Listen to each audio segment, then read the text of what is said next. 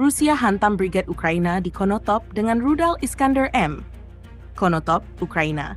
Militer Rusia melancarkan serangan presisi menggunakan sistem rudal taktis Iskander-M yang menghantam titik penempatan permanen Brigade Infanteri Bermotor ke-58 milik Angkatan Bersenjata Ukraina di kota Konotop, Oblast Sumy. Dalam pernyataan resminya, Kementerian Pertahanan Rusia menyatakan bahwa serangan tersebut berhasil menghancurkan tenaga kerja serta sejumlah besar peralatan militer Ukraina yang berada di lokasi.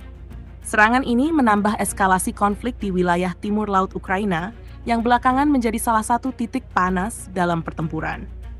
Hingga saat ini, belum ada konfirmasi dari pihak Ukraina terkait jumlah korban atau kerusakan akibat serangan tersebut.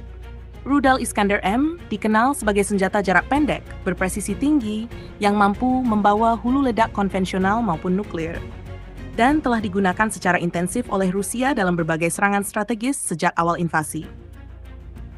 Situasi di Oblast Sumy semakin mengkhawatirkan di tengah laporan meningkatnya serangan lintas perbatasan dan manuver militer intensif oleh kedua pihak.